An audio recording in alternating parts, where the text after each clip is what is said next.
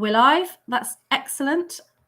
Brilliant. Okay, so it's just gone 3 and I'm here with Charlie today, Charlie Richards, who I connected with on Twitter. Gosh, can't remember how long ago it was, Charlie. Not that long ago, was it? I think it's at least 18 months. Really? Has it been that long? I think so. Oh my goodness. Because there are another couple of Charlies that I'm connected with as well. Anyway, how are you? And welcome to Sounding the Gears. Oh, I'm very glad to be here. Thank you for asking me on. That's it's a lovely day here today. It's a really nice day here today as well, actually. Now, I wanted to chat with you about growing, what I call growing, but what you have coined plant-based resistance, which is such a brilliant phrase. So what's your opinion of what's different between just growing and plant-based resistance? What does that mean? I thought of something funny and I typed it into Twitter. That's the whole provenance of that phrase, and it came yesterday. So I'm very much a grower, like you. I do like plant-based resistance. Made me laugh, so I'm happy for that to stay on my feed. But yeah, I'm definitely a grower. That's what I do. I grow things, and I do it quite seriously. Yeah, you've been at it for much longer than me. I think that, although it was said in jest, to me that means something very different, because there seems to be a movement, and I know quite a few people where I live who I only got my allotment in the last, June, I think I got it, although I've had an allotment before, but down here, sure. June was when I got mine. I know a couple who've bought land. They started on it in the summer and they've turned it into a community trust, and we all sort of go and help on that. Another couple have bought a small holding in a little village nearby. Other people have bought land. There seems to be this movement now to go back to the land, and it is plant-based resistance. It's not just growing. There's an edge to it. Yeah. Some friends who don't quite get it have called me a gardener, and I don't like that. I don't tend to garden. I don't have much of a garden here at the house. Quite a lot of it is hard standing. I don't get involved in flowers too much, although that's a lie. The last year or so I have done a lot more. But I think growing, it's a clean word. There's no connotations about it, and it's pretty straightforward, and that's what that's the kind of approach that I take to it. I dislike to a certain extent the approaches taken by celebrity horticulturists like Monty Don, like James Wang, and who over time and Gardener's Question time, where they fold in, they're constantly folding in current things like environmentalism, which doesn't have a direct connection to what people have going on in their gardens and plots, and making it seem super cuddly and putting an anodyne spin on it like they do with most things. I can't stand James Wong personally. I really can't stand it. Monty Don, I do actually. I don't like his politics, which I think we've all discovered his politics recently. Yeah. But he's purely self-taught, and I can respect that. Yeah. I'm not opposed to him, and I've got to say, in the past year or so, linking it to mental health as a great way of people routes to recovery and things like that. I'm speaking as a person who's experienced poor mental health in the past, So you think that's a good thing that they're linking it to good mental health? I do, but I think they do it too much. I think you're right. I mean, I want to talk to you about, obviously, when you got the bug, because I think that's what happens is you get the bug. And when I was little, my dad created this amazing vegetable and fruit garden, and I remember going out to pick the peas and the potatoes before dinner. And my grandparents hadn't done that, because when we had our preliminary chat, I was saying that that older generation who'd sort of been forced almost to grow in World War II sort of turned their backs on it all, and it became all about growing flowers and having pristine borders and all of that. But that stayed with me. That obviously that's the seed was sown, if you like. And a few years ago, I was going through a bit of a rough time, horrible relationship breakup, and I needed that nurturing thing. And I went and bought a tray of pansies, which sounds mad. They seemed easy to grow, and I put them in the ground. I was living in a house with my sister in Oxford, and I put them in the ground, and I just looked after them, and it was amazing how that made me feel so much better. So yeah, I completely agree that it does help with your mental health. Yeah, it really does. I hate even started with using that phrase now, because like you said, it's been so overdone, hasn't it? yeah, it has, and it's a trap. I believe.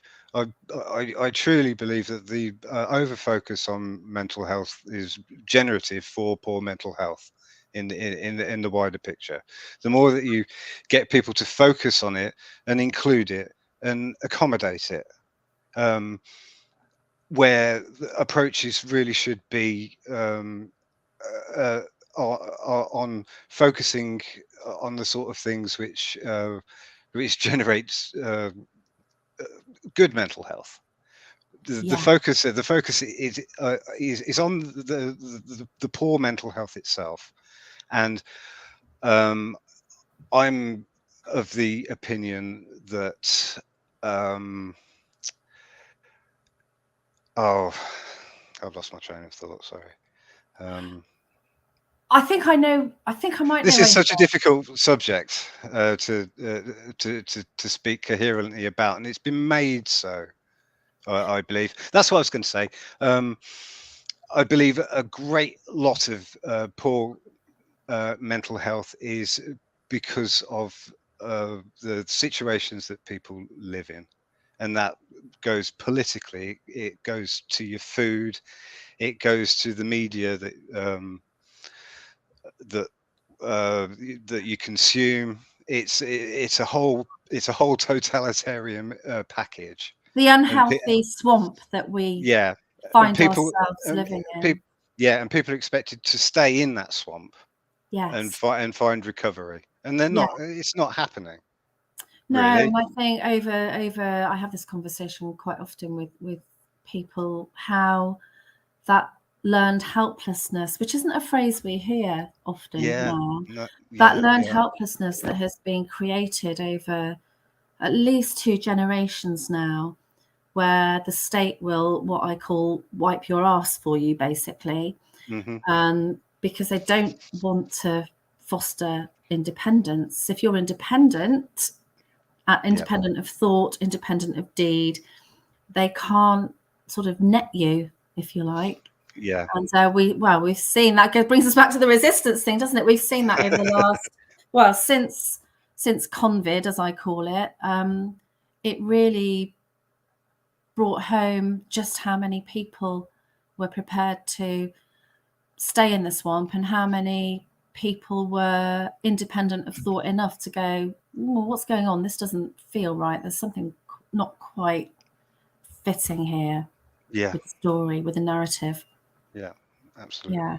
Where let's should we just go back to the start of COVID, and where were you at when all of this started to happen?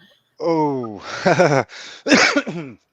well, the first I really became aware of it as well. My mother became very ill over Christmas week of 2019.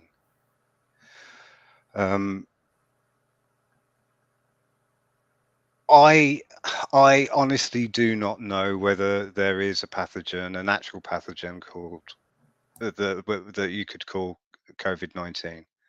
I think there's evidence that there is. There's evidence that other things have been conflated and put in front of us as a spectre. But I know my mum was really ill that week. And then there was uh, the big news that Iran had been hit really badly, and Italy, and then Italy fell big, and there's all the China stuff going on in the background. At that time, I had a very poorly baby. She was born in May, and then around about in November of 2019, she presented with this illness, which is a kind of form of epilepsy, and then suddenly all this happened. And one of the things that we really had to avoid during her recovery was a fever. So at the beginning, it was pretty bad. Did you believe it all? So had you bought into it? Because lots of people had initially, people were worried and scared. I wouldn't say that I'd bought into it, but I had a real risk in my arms. Yeah. Someone for whom a fever was the absolute last thing that she needed at that time. But I suppose that that fear wore off, and a combination of the sorts of information I was coming across. I've done a lot of things in my life. I'm quite restless. So I have worked in hard science. I've studied hard science, and I've worked in industry. I've worked in broadcasting. I've studied literature. I've worked in theatre. So all of those things come together in a little nest of experiences and observations over time that I believe allowed me to see through it. So when I started seeing scientific principles being thrown out the window, you start sucking your teeth. And I've also got a very good contact in pharma. Oh. And then so and then broadcasting. And I've had contacts with professional contacts with the BBC, so I know it's like sausage making. I know how the sausages are made. And then literature, which I went back to higher education in quite recent times and studied literature, and I happen to specialize in the literature of the abuse of power. Oh, fantastic. I'll hear more uh, about that in a minute. and then after I graduated, I got really heavily involved in theatre, and most of the past 2.5-3 years have been heavy on the theatre. So these sorts of things, I believe, came together and allowed me to pretty early on start putting putting my foot down, and it was very difficult in my situation because I was almost completely alone. My partner, her family, a lot of my family, apart from my mother, the vast majority of my friends were all right on the other side. Oh, all of mine too. I don't know, Uh, and all of my family are vaccinated. My younger sisters, they're all vaccinated. My brother, who is probably one of the biggest rebels you could think of, hates because of everybody I know is a socialist, which will bring us both to where we used to be actually politically at some point in this conversation. But they are all socialists, big Jeremy Corbyn fans. They loathe the Tories. They've been telling me for years that the Tories are fascists. I've never been a Tory, but I never believed they were fascists. And then as soon as this happened, they all switched and all did exactly what was asked of them.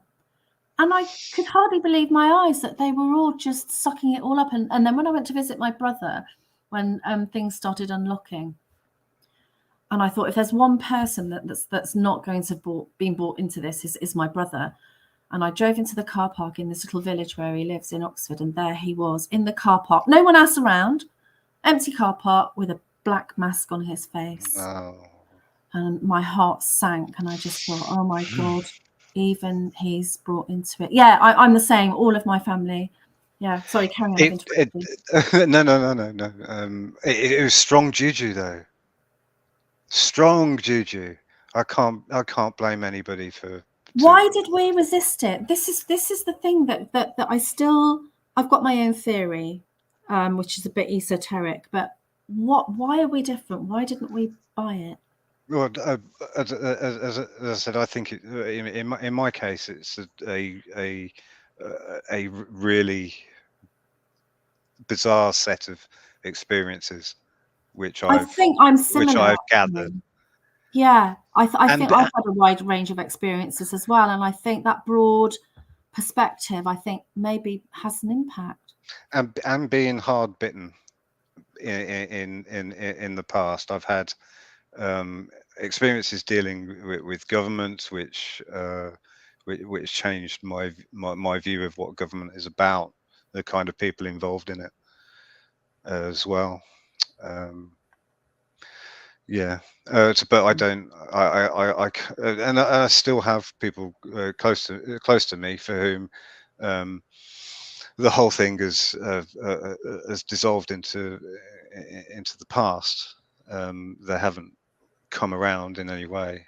No, I think a lot of people can't, because there's that saying, isn't there? I can't remember who it's by now, that it's easier to be fooled than to admit that you've been fooled, something like that. There's Yeah, that aspect, the sort of the pride, not yeah. to admit you've been fooled, and also the fear, I would imagine, from if you've heard any rumours on the grapevine about this jab being dangerous, how could you possibly? You'd have to shield yourself mentally from accepting that, wouldn't you? So I think that's another barrier to people.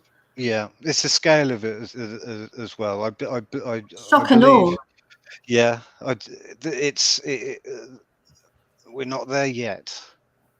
We are not there yet, but We're a not there form, yet. What do you mean? We're not. well, a form of totalitarianism is being Oh, absolutely. No, we're is not there yet. is is is being attempted to be imposed. Do you think it's going to happen, or do you think? I mean, I talked to my partner about this, my other half about this, and he always says, "Oh, that well, none of these things last; they all collapse in the end." And I always say, "Yes, they do, but look how much damage is done in the meantime. Yes, the Soviet Union collapsed in the end, but how many decades did it take?" Yeah, it could take decades. It could Yeah, take decades. Charlie, let's do a bit of talk about growing, because it all Yes, kind of yes. feeds in, doesn't it? How did you start? When did you start? Right. Okay. So I was very, very lucky when I was very wee to know my great grandfather. He was in his 90s in the uh, late 80s, 90s, in the late 70s and 80s. He was a great man, an awesome man, and we used to grow onions and pickle them, and we used to tend his garden. We used to grow the vegetables, just me and him, two little old men. um, and I loved that man very much, and he instilled in me very early on the importance of skills and the stillness to accomplish some things. And then my maternal grandfather had a fairly nice place, and it had an old Victorian walled garden as part of it. And the soil there, I tell you, you could put your arm down through it. It was just so thick and black and fluffy. It had been worked for generations and then left fallow for ages, and we uncovered it, and we used to get strawberries the size of your fist out of it, and it was just amazing. And then I hit my teens, and you get you get distracted, and you kind of those sort of things are not cool anymore, or and then that disconnection, and I really feel it was the disconnected years, when I didn't do things like this. That went on for quite a while until I was in my late 20s, early 30s, and I was working in a charitable project, and we were going through the banking crisis at the time. It was Which really one difficult. was this? Which banking crisis was Well, this? the 2008. Oh, right, yes. Um, and this is where we can get onto politics and leftism, because we're an arts-based organization, and it was a difficult financial situation, and the organization had become a bit bruised, and there was an idea from within, and it wasn't mine, to get a local allotment, and use that as a kind of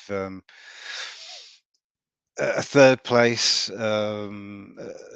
team building, bonding, somewhere where the participants in the wider project could do something different. Is it what And we would now call a safe space? no, no, No, no, definitely not a no, safe space. All right, okay. no, no, no. It was the active, but I feel the need to protect the innocent, talking about specifics, but the activity around the allotment could also feed into the wider project, and the idea was that it would be a team building and bonding exercise, and I was senior in the organization, and it was the whole thing was really overwhelming and stressful. So I welcomed this uh, as a distraction, and I wanted to see people bond together better in the organization. So I threw myself into it, but I wasn't going to lead because had far too much other stuff. It was an absolute disaster. It was a right shocker. People would sow something, and then the next day, someone would come and hoe that over and sow something else. Whenever things started coming into fruit or ready for harvest, they'd just be idly noshed on the plot. Nobody took responsibility for anything. It was just chaos. Was it sort of a fairly free for all, left wing, we can't have any leaders organization? No, not that there couldn't be any leaders, but we were we ended up becoming highly highly populated with explicitly left-leaning people. Yes. Oh, can I just read this quote from your Substack? Yeah.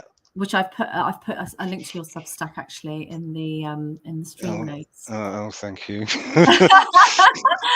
Which is called Broken Hearted in a Panopticon, isn't it? It is, yeah. Yeah, so this is from Why I Grow Food. And I love this. This says just what you said. We were a creative organisation concerned with creative production and the skills required to do that. We weren't infiltrated by leftists. We welcomed them in because we were stupid enough to consider ourselves left-leaning without thinking very deeply about what that meant. And I think that will probably resonate with an awful lot of people who considered themselves left-leaning. And I take no pleasure from that. It's a. I've been a trade union. I've been a trade unionist. I've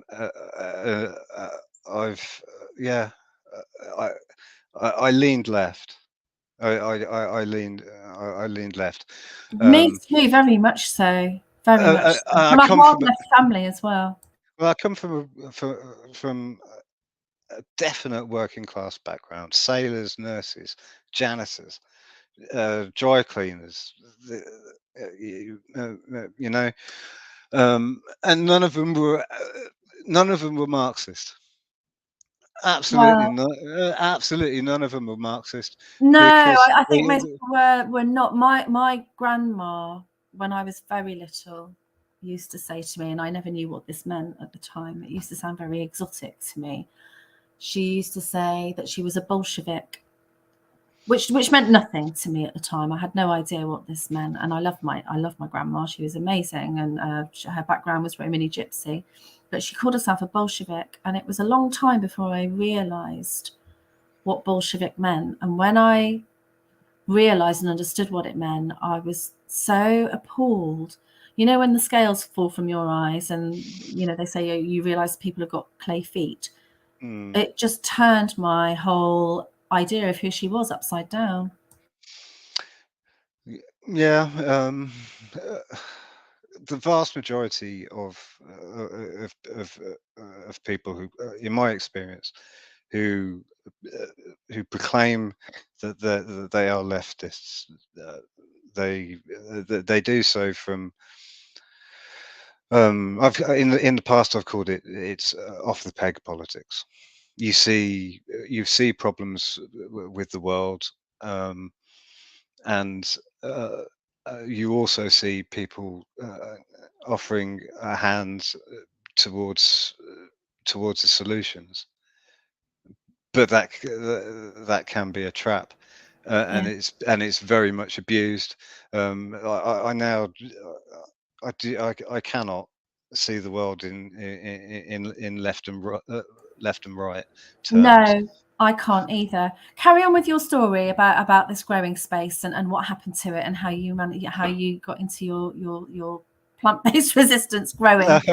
Well, okay, yeah. So quite soon after this allotment project proved itself not to work, the wider organisation went under, um, and that was is a web, a combination of things. But one of the big things was that the both the governance and the membership of wouldn't take responsibility for the financial health um, of the project. There was a, a big history of the local authority being extremely generous towards such projects in the past. That was never going to happen again. Also, well, yeah, um, it's it's difficult to place it solely on that apathy. But it did go under, and myself and my partner, we went through the receivership process. We folded it all up, and at the end of the day, I was left with this allotment. So I spent quite a lot of time on that allotment working out the aggravation, and the stress from what I'd just been through, and I had a lot of time to think whilst I was doing that.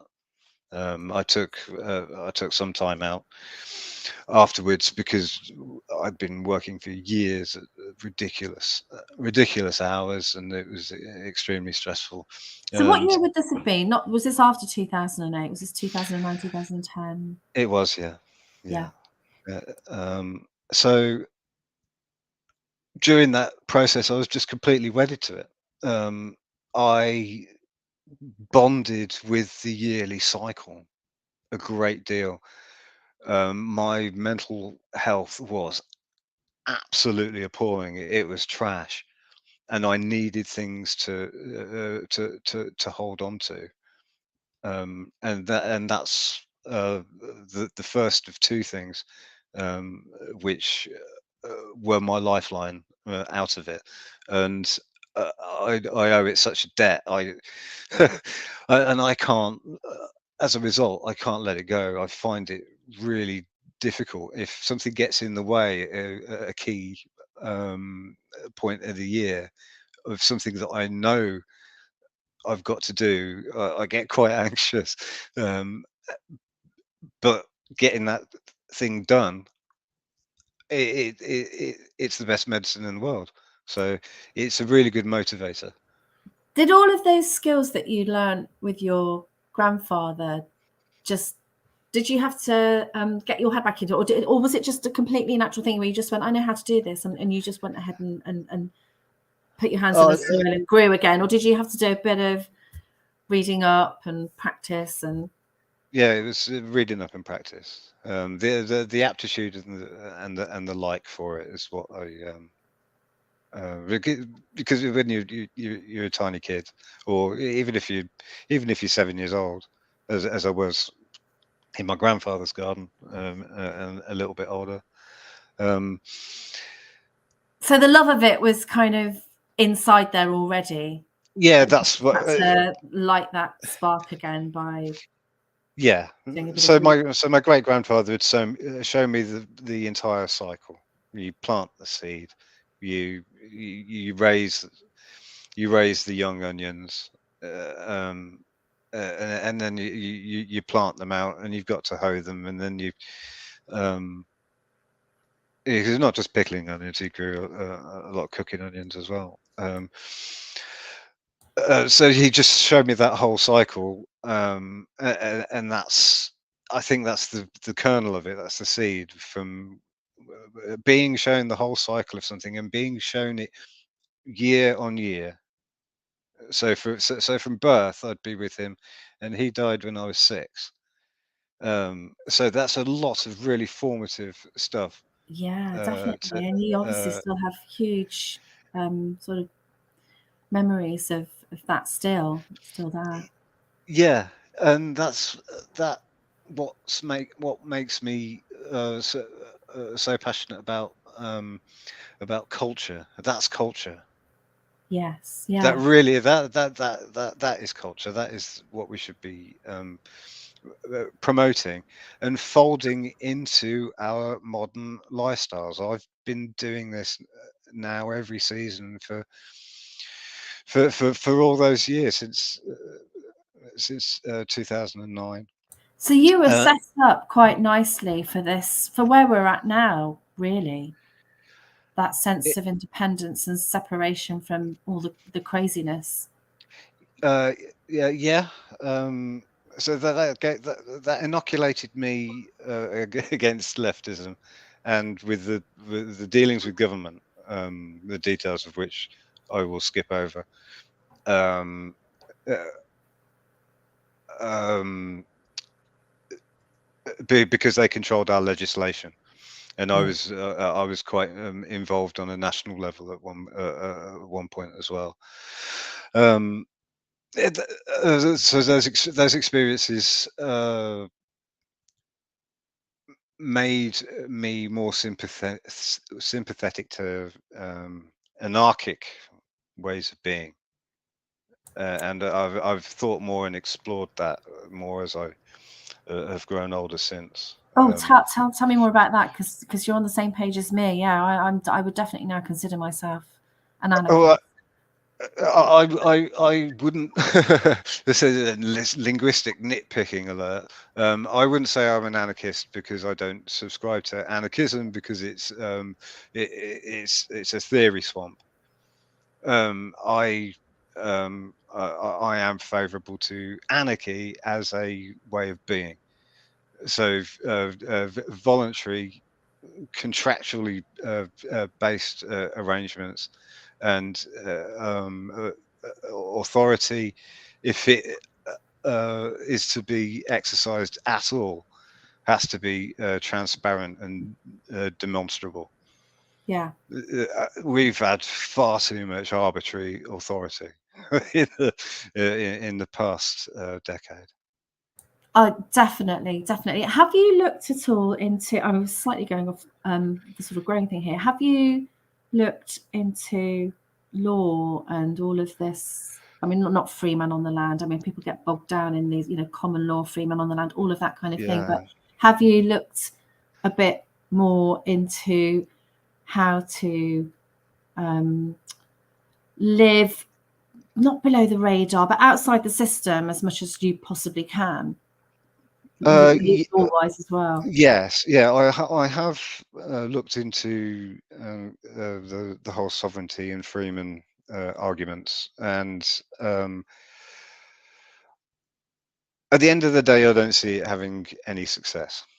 Not that I said that I don't see it succeeding in the future. It's not bearing any fruit.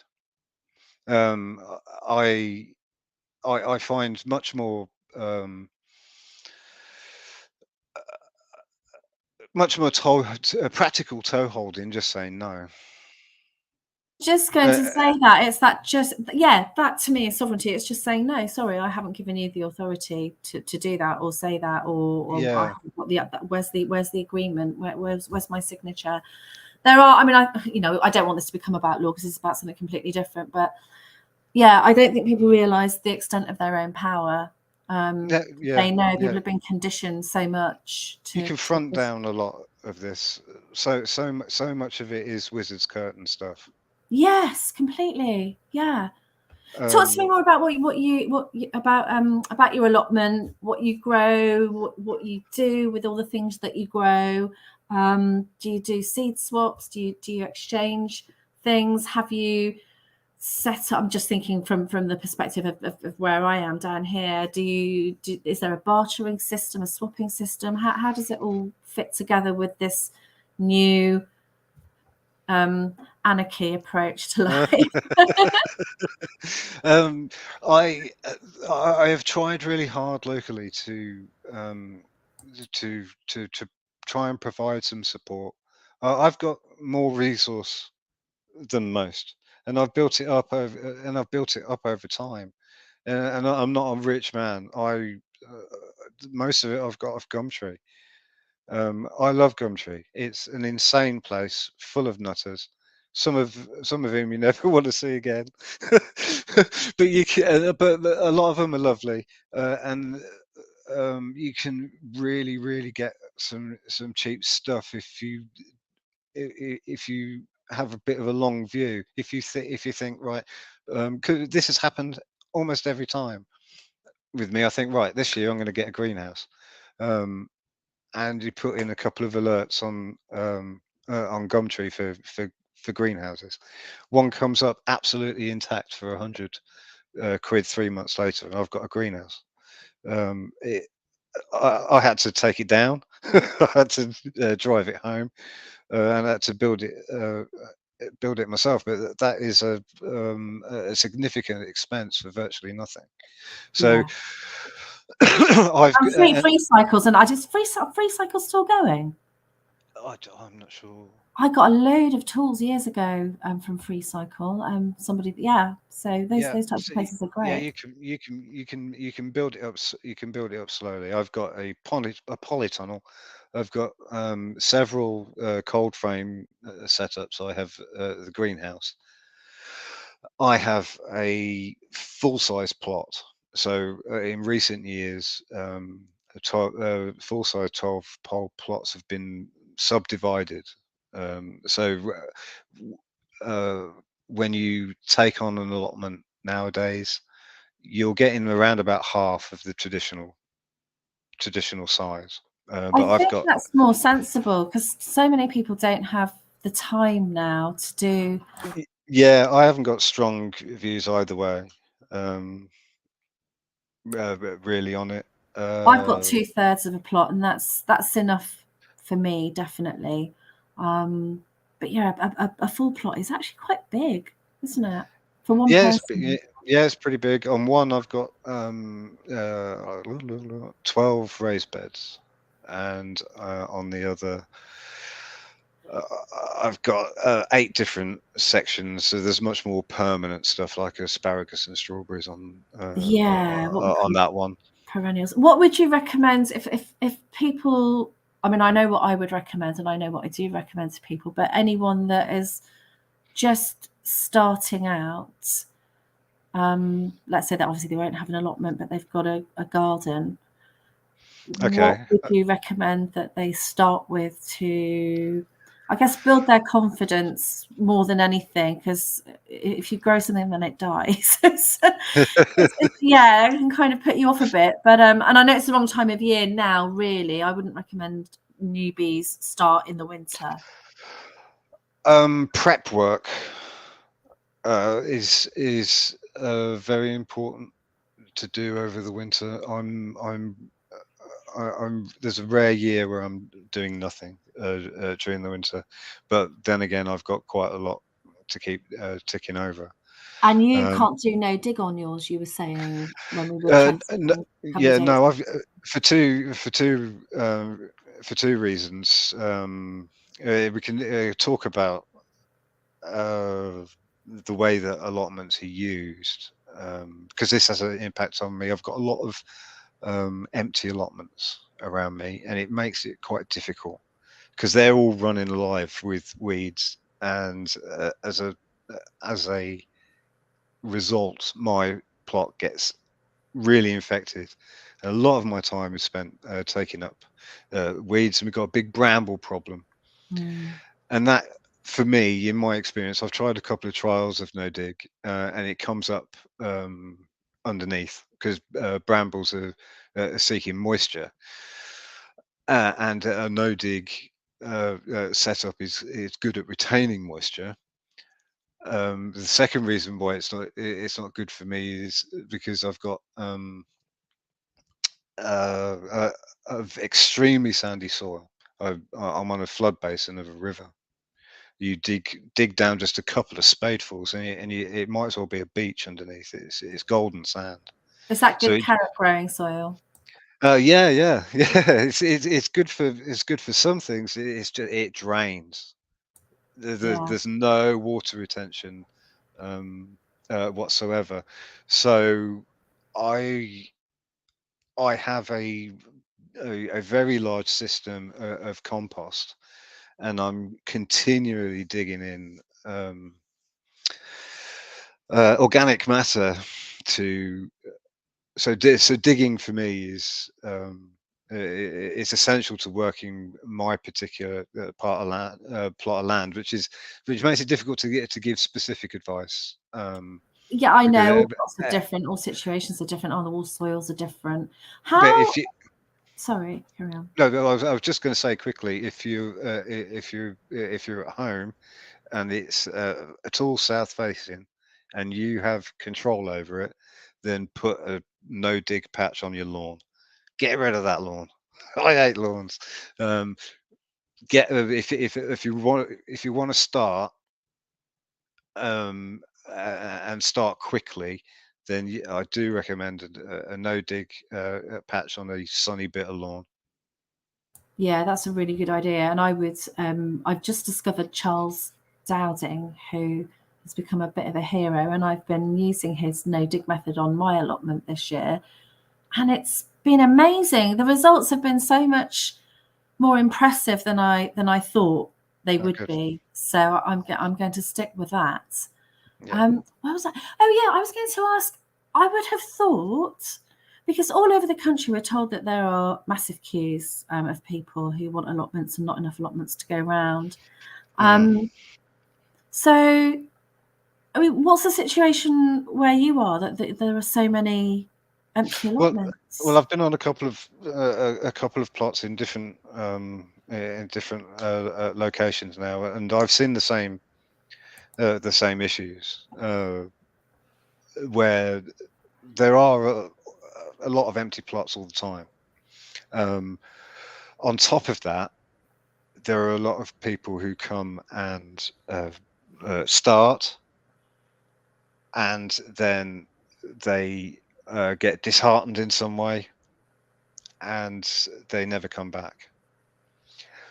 And then that plot is then locked to them for a period of time. This is why I think smaller plots should become a bit more popular, so people don't feel quite so burdened with a big space. I think it would be really good. I think if allotment plots could have those full size ones for some people who can deal with them, and then have some half plots, and then even have some plots where it's chopped up into thirds, so people can start off with, you know, like the novices can start off with a smaller space to build their confidence. And Yeah, yeah, yeah. It's difficult. the, my difficulty with it is that at the end of the day, it's land owned by the local authority, yeah, and I'm much more favourable to private sites. There's one quite near me, which is good. They bought an area next to the river. They've they've drained it, and then uh, they band together at harvests, and they process it as a group, and they preserve as much of it as they can, and they stash it in the building. Um, that's that to me is a really good model. Um, with local authority sites, it's much more difficult because of the way uh, that they work. well, you never Um, know what they've got up their sleeve, do you? That's the problem with local authorities. There's so much yeah. skullduggery that goes on. Oh, well, I'm always on the alert to that to that possibility. But there's the way that there's always people coming and going, and there's no the central the committees for allotment plots that I've been on are completely self-serving. They're only focused on their little group. I've never known an allotment association um, that I have been involved with, which has a plan for the site as a whole, They're in very terms of short-sighted overall, I think, aren't they, yeah, in councils? terms of supporting people or clearing land, because Yeah. people are given the key, there, get on with it, and See, we've got ours is council-owned land, but we've got a really fantastic secretary who's quite new. I think he was only appointed secretary or took over as secretary earlier this year. yeah, And they seem really very switched on. that's good. And very supportive. But I think it's just all different depending on where you are, and even in the same area, they can all be different. Have Yeah. you connected through this whole COVID nonsense over the past couple of years? Have you sought out and connected with other people in your area, like through the stand in the parks or any other sort of outlets like that? Yeah, I have. I was involved in quite a big group, um, and I did try my hardest to get people interested, but I was not successful. Um, How and are they not really interested? Because that is really interesting to me, because that's the first thing the Stand in the Park group down here was talking about. We need land, we need land, we need to be self-sufficient. That was the big thing, but not where yeah, you are, it seems.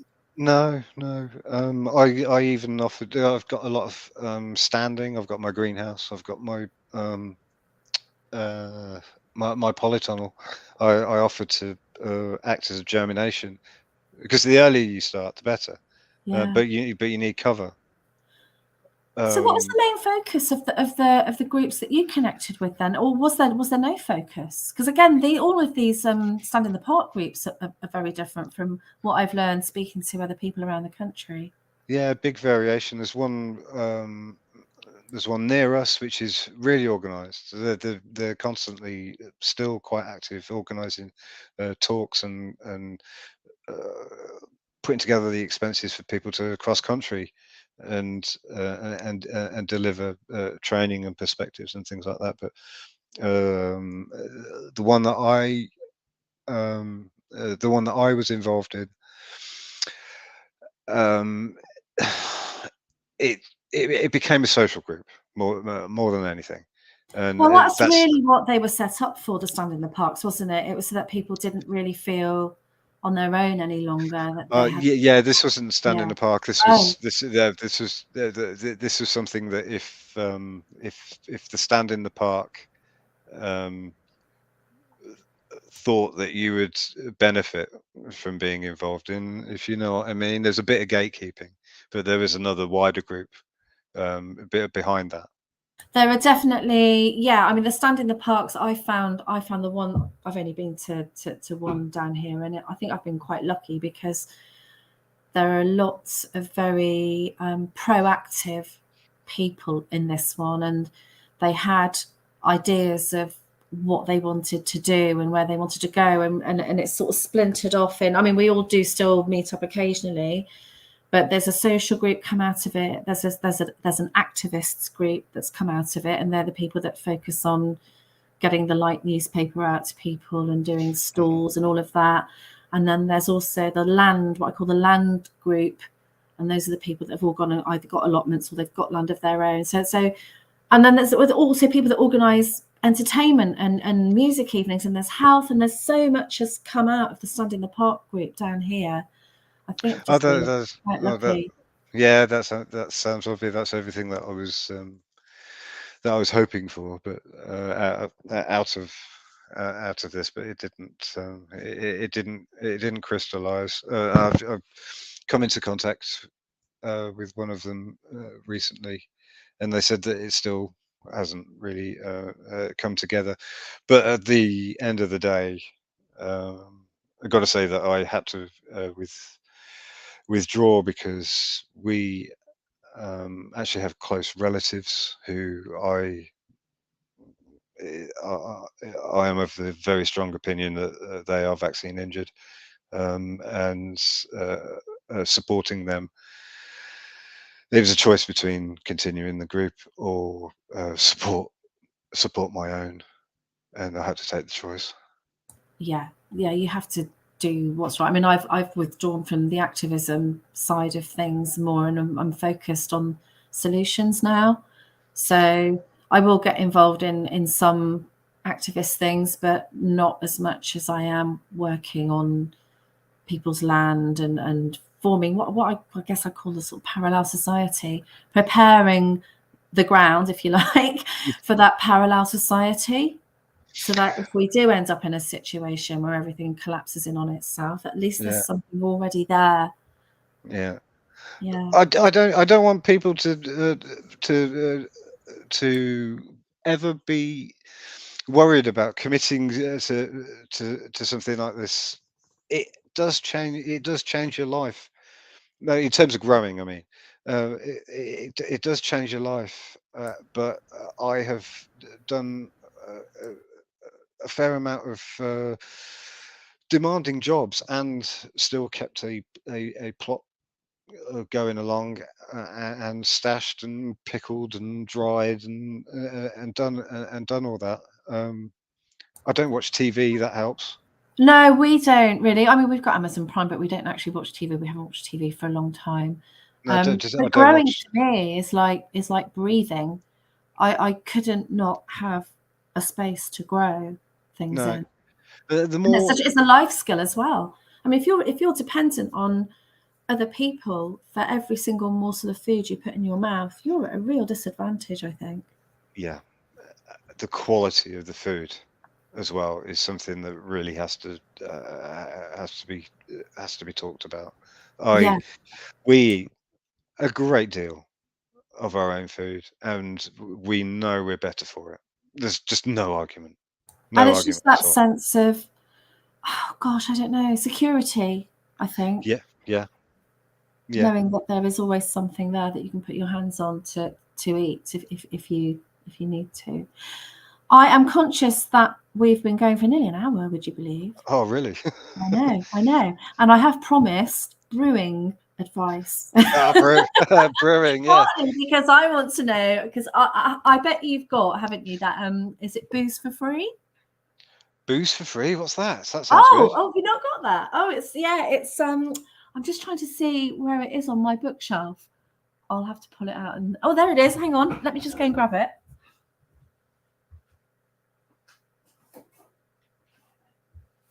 I'm doing a James Dalling poll now.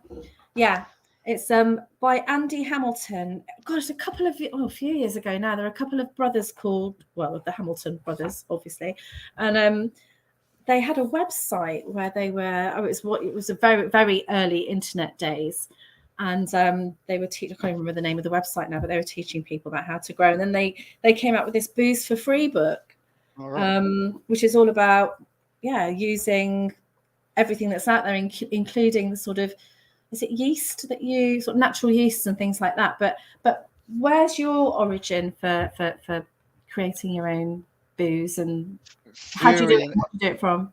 Fury. Its genesis is from my fury and anger with the brewers and pub industry for bending the knee. It was a pure knee jerk reaction. It was What from caving into the COVID stuff and yeah. oh, oh well, good for It was you. pure belligerence. It was goddamn yeah. I don't even drink that much. My partner's teetotal. I can't Oh. I can't remember the last time I got blind drunk. I just don't do it. But beer is a big part of my diet. I have a pint almost every night, and it's habit, and it's that pint. I don't drink to get drunk at all. Yeah. Um, I like those that sort of threshold effect of alcohol. I actually think that there is a great botanical effect in hops. Oh, Um, definitely. Hops. uh, I class beer as a food group. And I don't yeah, mean that in a funny sort of ha ha, I'm constantly getting drunk, but I think it's quite good for you. yeah. I really at one point I remember sat there thinking, "My God, we're under attack! My God, we're under attack! They're gonna put a scythe through the pub and hospitality sector," which, as it turns out, they have to They a are, but great in a a different great way now. a great degree. Why aren't you people standing up?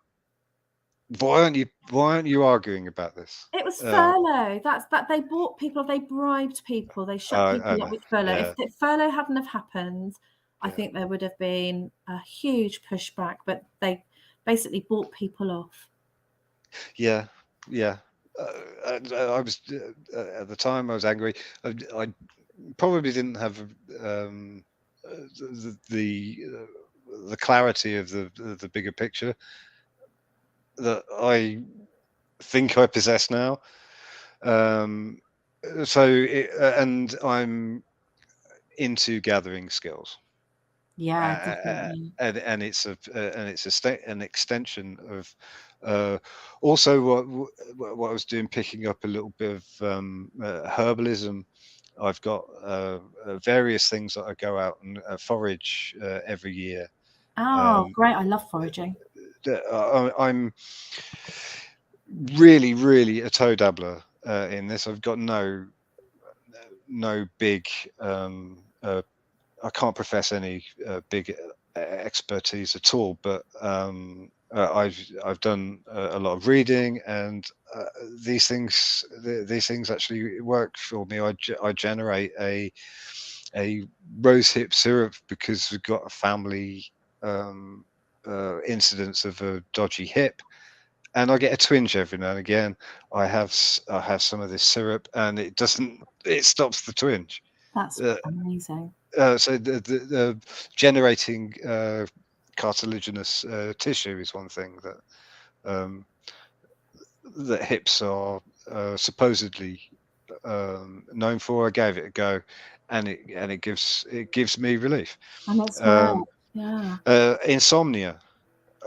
Every now and again, I get a really bad uh, hit of insomnia. So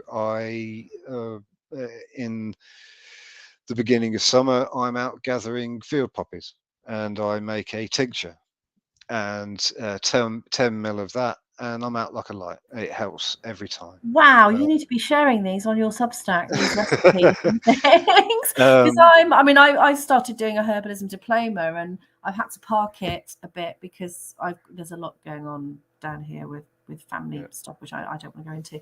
But yeah, so I haven't got the sort of brain capacity at the moment to pick that up again. But I'm very into, well, I've said my background is Romani Gypsy, and I've kind of always grown up with the idea that of food as medicine, and I guess for herbs, anything falls into that really. yeah. Hawthorn is my other big thing. I'm a big fan of hawthorn. I make a very painstaking tea over the spring period, and if we're going to be living through stressful times, then you need to look after your heart, and hawthorn is fantastic for heart health. Is it really? Yeah, yeah, yeah. Wow. Oh, I Really, want to know more. really strong and undeniable, as far as I can make out signal. And again, I feel the effects. You're living under stress for quite a while. Yeah, yeah. You can feel it on your cardiac system. Oh, And yeah. It feels like someone's sort of grabbed your heart and is really squeezing it, and yeah, yeah, or sitting on your chest, yeah, it's that kind stress. of thing. It's stress, Yeah. and hops and Chamomile I hawthorn. find really good. Lavender. Do Yeah, you I grow. Yeah, I things? grow chamomile as well. So Oh, yeah, this all fell out of so brewing fell out of all that. oh, okay. So when you started brewing, did you do the sort of just going and buying a brewing kit from, I don't know, Boots or somewhere like that? Or did you start from your plants and go from there? No, no, I decided that I was going to stick it to the brewing industry all on my own. So I went out and got a kit. I spent, I think it was between 65 and 70 quid, and got everything you need in one box. And I started with the cans of goo, the sort of Cans thing of that what, you sorry? cans of goo. Goo? Um, yeah. So beer is a sugar solution drawn from malted grains Yeah. that is bittered with hops or other herbs, and then you put a yeast in there to convert the sugars into alcohol and carbon dioxide. That That's is the sort beer. of basic Yeah. bit. Yeah. So What was your steeping. first beer like that you made? Well, this is it. The entry level is a can of goo. So what you get is what you get is a tin, and in there is a syrup, which consists of a reduced solution, sugary solution from grain, and there are hop extracts added to it, and it's concentrated. And as far as starting is concerned, it's great. It's really simple. It's shelf stable as well. So if you're into a bit of prepping or squirreling away, it'll last on the shelf in that can for a fair old while. Um, and all you do is dilute it up a bit, boil it, and then you stick it in a fermenting bin. Top that up again, stick your yeast in, and leave it. And my first beer was of that setup. It was 6x. What was Did it taste 6x? all right? It tasted exactly like 6x. Oh, really? Oh, well, that's Yeah, good. it did. Yeah, That's good to know. no, it really did. I'm not the biggest fan of 6x, so I started experimenting a bit more. I went straight to the next level, which instead of a can of goo like that, is called spray malt. So they take the sugary solution from the grain, and they dehydrate it into a powder. So So you're dealing with a powder, not a goo. yeah, so you Yeah, put that into solution. You you top it up, you boil it, and then you add hop flowers to that. So that's the next level. that's The like level dried hop flowers.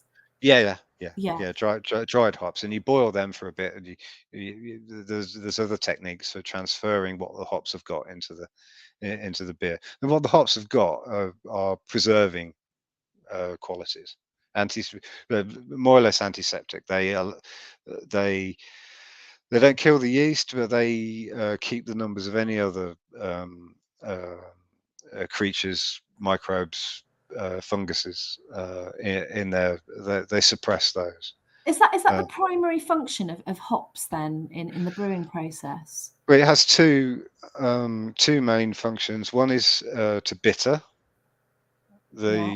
because it's a sugar solution. What I call the aspirin-y flavour that some beers have. Yeah, that kind of very sort of on your tongue aspirin-y effect. Yeah, To me, but yeah. there's a whole family of different acids which do that. But Wow. the other is preservation as well. Right. So it's bittering what is essentially a solution of sugar, and to preserve it. Right. And it just happens to have that lovely soporific quality as well. Well, yeah, That lovely snoozy property of beer. yeah, and yeah, that's the hops. Because they make hot pillows, don't they? So I used to make hot pillows. I Yeah. think they come back into fashion, which is to help you sleep. Anyway, slightly going off the subject. Yeah, carry on. And then what was your next level of So experimentation? the next level is where I've worked to now, which is taking the actual malted grain. So malted grain is say it's barley. Yeah. That's the mainstay. That's a big pillar of beer. You soak it. You allow it to germinate to a certain extent, and then you stop that and you dry it, and then you crack it open in a blender or a mill or It's usually between a couple of stones, isn't it? I've been looking into this only for a different reason, but I'll carry on. and so you then steep that cracked malted grain in water of a particular temperature, and then that gives you that sugar solution once you decant it off. So the first lot you started off with, that process had been done for you, and you buy the goo from that process. But Yeah, so you've advanced on to actually doing been it. concentrated down. Yeah. And now I'm I'm actually experimenting with growing my own barley and hops. So I've got hop Wow, plant. fantastic! You sound like you've got the space to do it as well. Well, I've got a full size plot. Yeah, exactly. Yeah, I've been looking into because I want to start making. I make my own bread, and I like granary bread, malted granary, but they combine it with white flour, and white flour's got a load of nasties in it now in this country because it's fortified. So the white flour I use is French bread flour, which has got nothing in it at all. All right. And I've been looking into making my own malted granary flour. And so looking into what constitutes malted granary, and obviously malted wheat or malted grains is one of them. So I've been thinking of buying, hang on a minute. I've been thinking of buying those types of grains that are used for brewing to make my granary flour. Good. Yeah. I'm hoping that I'm going to do a bit of experimenting myself. I'm all for that. That's my that's my current edge at the moment. I'm learning to malt. And what was the one you put up? Was it last week or the week before? Your what is it? Exmoor? Was it Exmoor Gold or something you were Exmoor making? Gold, yes. Yeah, Delicious. yeah. I've actually had the real Exmoor Gold, and it is really nice. Yeah. So So you that's can. worked well. So what I do, I go. I've got a homebrew online homebrew supplier, um, and they have a big catalogue of clone recipes. They're often referred to as clone recipes. So lots of leading beers, lots of favourite beers, and they package up either what they've been told by the brewer is a good enough fit for what they do back at the brewery, and they're given their blessing, Yeah. or it's a best guess, and no one's too. It seems to be that some brewers are, yeah, you can do it. It's not our beer though, but we're just going to turn a blind eye to it. They don't have don't seem to have official approval. But so I've tried a few of these. More often than not, I end up going off recipe in some way, so I can't say, "Oh yeah, this is exactly like that," and I call it something else. Right. But I've not had maybe because I've got lab experience in the past, but I've liked every beer that I've done so far. So, well, I guess you've got the confidence in knowing how to use the kit and all of that if you've had lab experience, I guess. So, do you Yeah. think then, now you've got into this sort of more advanced stage, what about making it, I don't know how the very first beers might have been made completely from scratch? Because you're kind of halfway there, it sounds now. Well, from next, I wanted to finish this year, but I didn't get that great a hop harvest, and also my hop plant was vandalized. What? Yes, yes, yes. It was. It climbed up a rope attached to a scaffold pole, which was lashed to a plastic greenhouse. Long story short, someone nicked the plastic greenhouse and Oh, dumped my hops on the floor. someone's nicked the greenhouse. Yeah, it was um, like a tubular steel frame Yeah. with a plastic sleeve over the top of it, and they just whoop with a plastic sleeve and had it away. So that would be someone that doesn't have an allotment. That would be one of the I don't. reprobates I, from around the area, I wouldn't don't it? know. I don't. I get murderous thinking about it. Oh yeah, don't. Oh, well, I just bought a polytunnel, and we put the frame up, Oh, good. and I want to get the cover on it, and I'm just thinking, I really hope nobody nicks it. So yeah, we've got various bits and pieces in Are that. you Well, digging it you in? can't really live thinking like that though. But I'm only because when I had my allotment back in Oxford many years ago, and I just planted. I bought some lavender in a pot, planted it, and a couple of weeks later, when I went to the allotment, somebody had pulled it out of the ground. They'd nicked it. Good I was grief. just like, "What? Why have you done that?" It was near Yeah. Mother's Day actually, so I'm wondering if somebody had taken it up and Hmm. put it in a pot of their own and given it to someone for Mother's Day. So yeah, I know a lot of theft happens. I'm going to send you. Have you not heard of this booze for free book? Then No. I'll have to send you a link to it Yeah, please because do. you would probably really enjoy flicking through that and trying some of the things out in there. Yeah. So what about things like nettle beer and Yeah, I wouldn't stuff mind like having a go that? at that. Using some of the stuff that you forage. Yeah, I wouldn't say no to having a go at making a beer which didn't use hops, because hops are a relatively recent introduction to beer, only a few hundred years, and they were it was bittered with a completely different set of herbs, not just What did it not. used to be? I was reading about this recently, and I'm going to completely fail to convey any useful information. Because I'm obviously, sorry. I think the first beers. Are you talking about the first beers that were made in Britain, or the very first Yeah, beers yeah, made.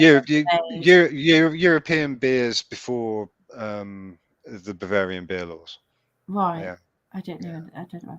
I wonder what the bitter herbs are. I'm trying to think of bitter herbs because I make people laugh when I say this, but in the winter, well, and in the summers, actually, I eat the weeds in the garden. You eat the I like to weeds. call them the wild greens that they're called these days, aren't they? Yeah. Okay, So if I want a salad, I'll go right. out and I'll pick dandelion leaves, hairy Okay, yeah. bittercress. Hairy Nice. bittercress is delicious, just like watercress. And actually, the nasturtiums aren't wild because I've grown those, but they might as well be wild in our garden because it's a mild climate down here and they grow all year round. So Oh, I good. always have nasturtium leaves growing, Yeah, nasturtiums. And the we flowers also are tasty. have three-cornered leek grows, which is an absolute pain, really. You can't get rid of it, but it's really good. It's got a quite a mild leek, well, a three-cornered leek, that's what it's called, mild spring oniony leeky flavour. So yeah, I'll go out and grab a handful of leaves from the garden and The, we'll well, have those as a salad. So I'm wondering if, if it's anything like dandelion, because that's bitter, isn't it?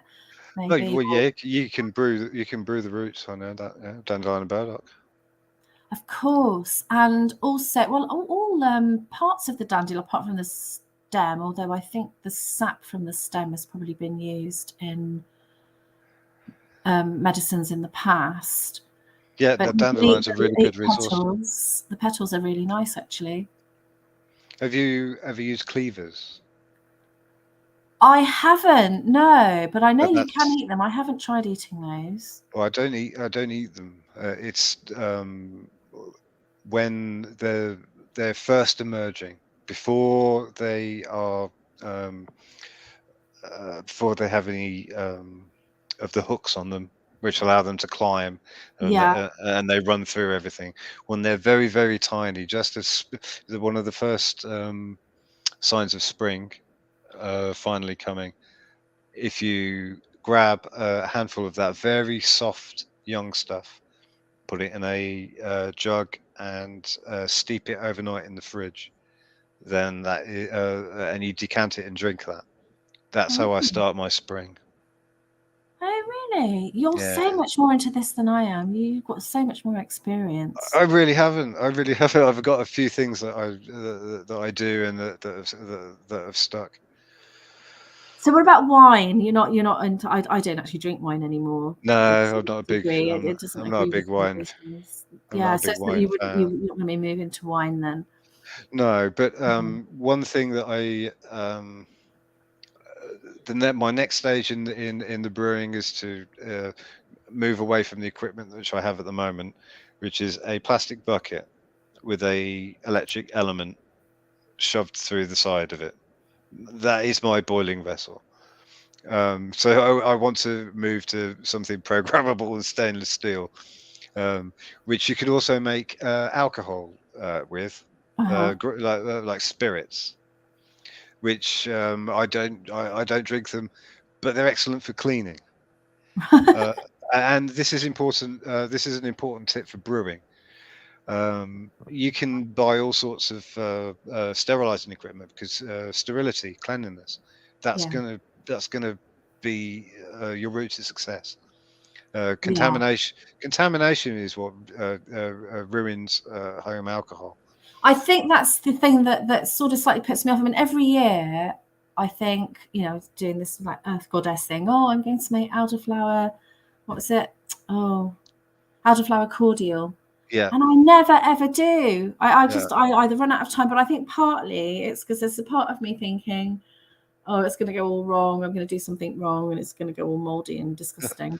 That's another thing I do actually. I do a couple of gallons of elderflower cordial Have a you year. tried putting the elderflowers into beer as well? Because there's a really nice. Do you know the Badger Brewery? Yeah, yeah, they use it with some success, don't Yeah, they? they do It's some quite tasty. lovely beers. That's what got me into beer actually. When I lived in Oxford, and I first stopped drinking wine and started drinking beer, and it was the Badger Brewery beers that the sort of more summery ones, because I think Mm. that's when I started drinking it. They were so lovely, the sort of refreshing elderflowery ones and the nettle beer and all of They are, those. they're a good brewery.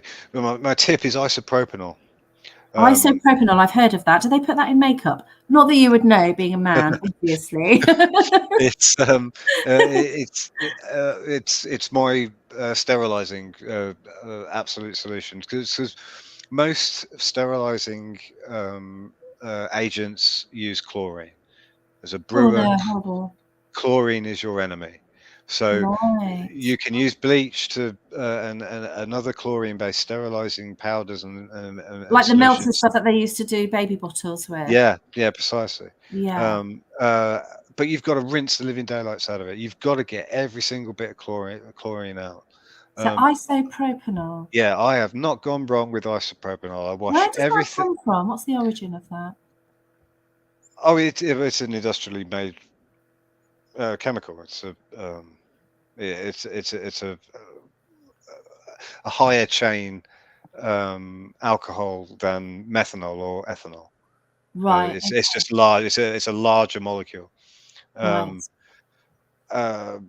So I've got a stash of food grade isopropanol, so it's high purity. I wash That's everything. I wash all my equipment in soap and water, because you can end up using a lot of water, and I'm not one for waste yeah. or unnecessary work. So I wash everything thoroughly with the minimum soap and water. And then give it a quick rinse. But then a 70% solution of isopropanol, and this all my jam making, all my pickling, this stuff helps with success in preserving and making your own grub. I swear by it. Oh, that's a 70. brilliant tip. So if you weigh out 70 grams of isopropanol, and then top that up to 100, shake it up and mix it, spray Yeah. that, it kills all the pathogens, and it just evaporates away to give you a dry surface. Brilliant. I have no shares in the isopropanol industry. That was my next question, though, wasn't it? We've got about 10 minutes left, would you believe? I know. Is there anything that you want to plug? You started a Substack. When was it? When did you start it? I could go back and have a look. But Oh yeah, that's it's an outlet for something that I have to do. I've written quite a lot, professionally and habitually, as a copywriter, writing for broadcast, and it's just a way of getting things out of my head, which are going round and round in circles. I've just got to write it out. So no, that's I what think it's good. I mean, I've put a link to it. There's some good stuff on it. There's some Thank you. interesting stuff. I was thinking of starting one myself for the very same reason, actually. Yeah, It's getting therapy. it out of your Therapy. head Don't take it too seriously. Yeah, but anyway, will I put anything else that you want to mention? Grow. I want to encourage people to grow and start small, and get the bug, and take a bit of control back. Displace if I'm in a holding myself up as an example. You're a great example. I ditched a lot of bad modern habits. Too much TV, box sets, um, nightclub-based entertainments. I think most of us have been there. They were good times while they lasted. Yeah. I think that's probably why we're free. Maybe that's why we're free thinkers. The 90s free. I don't know. It could be. That seems to be that generation that's pushing back the most. It'd be nice to think that. I know a lot of people who will bend the knee if required there. Yeah. So grow. I think. Wow, that's a brilliant bit of advice. I think along with that, just for independence reasons, definitely. Get your connection back to the natural cycles. We're under epistemic attack we're uh, legal, educational, food, health, politics. Everything. You've got to root yourself in what's real, what's outside. What makes us most human is what's outside of the human, and Definitely. it's the seasons, it's the weather. The Eden metaphor is real. We I have think we so. have to work to to survive on this rock. We're cursed Yeah. to do it, so you might as well be belligerent about it and get the best you can out of it. If we someone I think it might have been Stone Age herbalist. I might be wrong, but there was a thread going on around not long ago about how the Russians um, have uh, agriculture just outside of their urban areas, Yeah. and it binds people. And I can see it here. We've got a big Russian and general Eastern European population in my area, and they've bless them, have colonised a big part of the allotments Well, they've during been this here before, haven't they? Not during this. in. Well, my point is during the summer they're all there at the Yeah. weekends, Friday, Saturday night. They're all cooking up what they've grown. They've got music. They're laughing. Yeah. We should do that. I We think should we're do moving in more of that that. direction. I definitely think we are moving in that direction. It's the impression that I get of where I am here. I honestly think that if there is salvation, if we can scrape a bit uh, scrape a bit back, build a new and better culture back, then taking control of our food and getting a better connection to our world through it is really important. I think that's a really fantastic place to end the podcast on, actually. That sort of positive message. And I can hear the passion in your voice when you say that. Yeah, yeah. It's yeah, I love it, I'm on and the same page. I hate it as well. I'll spit and swear about it. I really Yes, will. sometimes it's not all cabbages and roses, is it? Sometimes it's worms No, and no, slugs it's and pigeons. Yeah, moles, moles. blackbirds, pigeons, Yeah, deer. yeah, but it's it's Right. it's good. Like you said, it follows the cycles of life. Yeah, we're fallen. We're outside of Eden. We have to Yeah, work. we need to get it back, definitely. It's been fantastic. Thank you so much, Charlie, for taking some time. It's Thank been you for really asking me on, Chloe. interesting. And Thank you. yeah, go and read Charlie's Substack, definitely, especially Uh, the one Why I Grow. don't encourage me. All right. Right. Thank you. Thank you. Have a great Right. weekend. You too. Take care. Bye. Bye bye.